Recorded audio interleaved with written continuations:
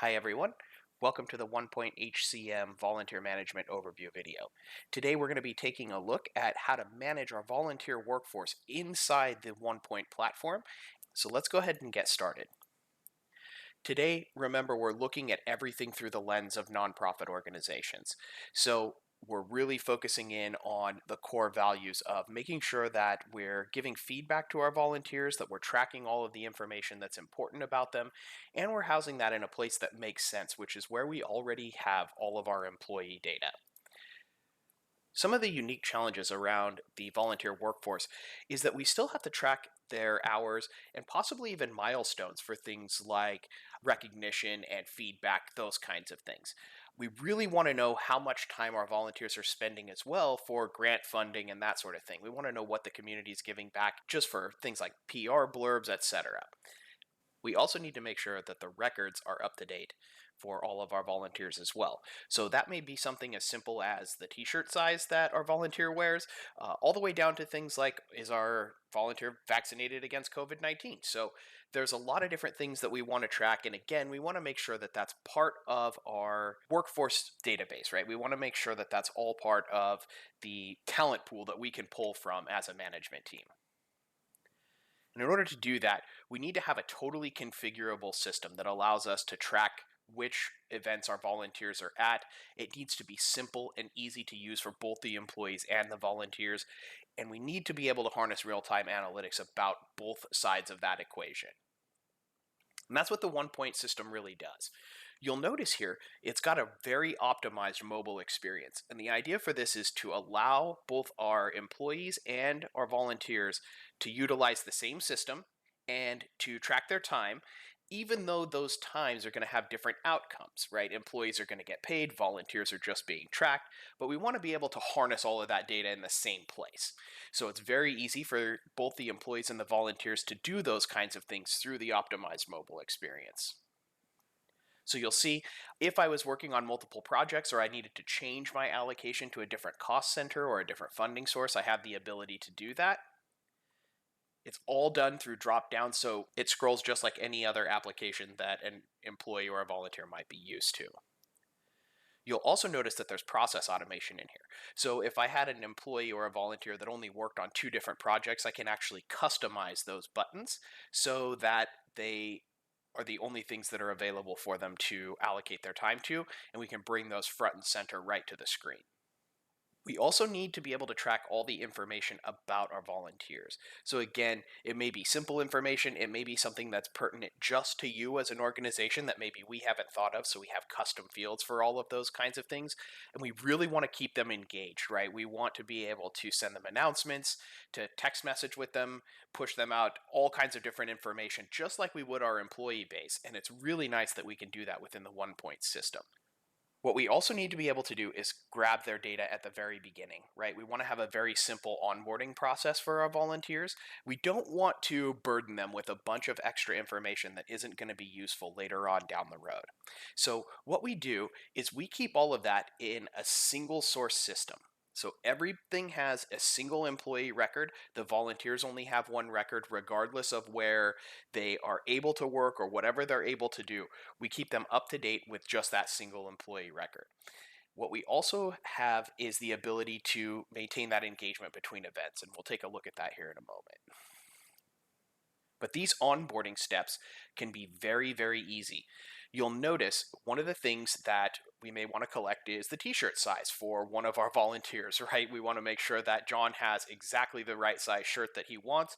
And you'll notice part of the onboarding process can be to ask him that. So the shirt size update is part of the onboarding process, and it's literally going to walk him through the process of choosing his shirt size. He'll scroll through and choose whatever size shirt is most comfortable to him, and it will update. The next item on the checklist might be something like updating emergency contacts. That's going to be really important for both employees and volunteers. You'll notice John here has added his wife, Jane, and it's very easy for him to go ahead and just update that as if he were updating his shirt size. So all that information, again, is coming back into the system and it's housed in that single database. One of the things that's really important about a system like this is we can also look for things like availability. We don't want to burden our volunteers by asking them to work when we know for sure that they cannot. So it gives them the ability to load in all of their personal availability in a calendar type form. And so what that allows us to do is track and see the fact that, for instance, John is not available on Fridays, Saturdays, and Sundays afternoon. So from 12 o'clock on, he's not available those days. So it's really nice that we can let John put that information into the system and let us know that right from the get-go so that we don't bother him with events on those days. One of the other things that I can do is take this to the next level and actually embed a form into the system. So for instance, if I wanted to take the t-shirt scenario one step further, I could actually use a custom form for that with the size guide right on the screen for my employees.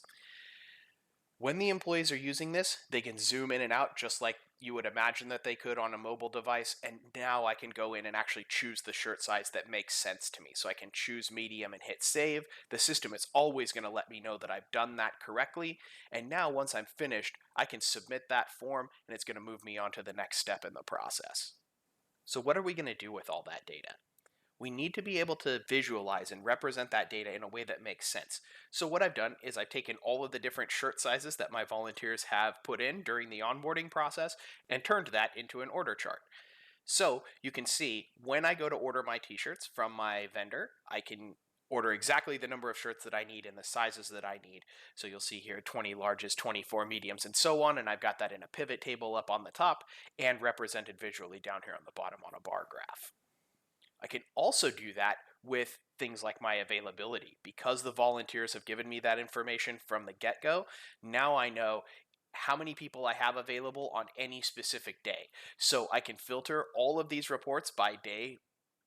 I can look at all of the different availability that I have and what they're capable of doing. So I might have administrative volunteers, I might have people that can do stock, I might have people that can work in a warehouse or any other thing that my volunteers might be qualified or capable of doing. I can check the availability against that to see which one of my volunteers are available for that.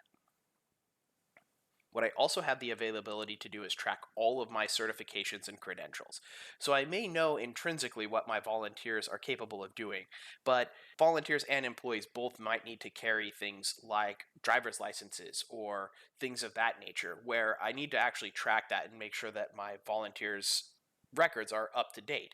So any sort of upcoming credential expiration, I can actually track that right through the HRIS system. And just like it was an employee, if I was tracking a disability accommodation, even though they're volunteers, I can still track their licensures and certification expirations and have that portrayed to me right on a dashboard that's easy for me to read. And then one of the other things that I can do is I can really gamify the volunteer process. So what I mean by that is being able to assign points to any sort of activity that I might want. So if a certain number of hours that an employee volunteers, they get a certain number of points, or if it's a 1 hour event, they get 1 point, but a 2 hour event gets 3 points. I can start to gamify all that and come up with a leaderboard. So my volunteers can actually log in and see where they fall as it pertains to all of the different volunteers in the organization. So you may want to roll something like that out. You may want to just use that internally, right? Where only the administrative team can see that. So you can assign different point levels to different volunteer opportunities and really turn that into a fun and exciting way to engage with the volunteers in your organization. So that's going to wrap it up for this video. I really appreciate your time. Hopefully this was a thought exercise in some of the different things that you could start to leverage to engage your volunteer force and how to best capture and utilize that data alongside all of your employee records to help make really intelligent and really powerful choices as a management team. So if you have any questions or you want to learn a little bit more about us, please visit us at our website, and thanks again for watching.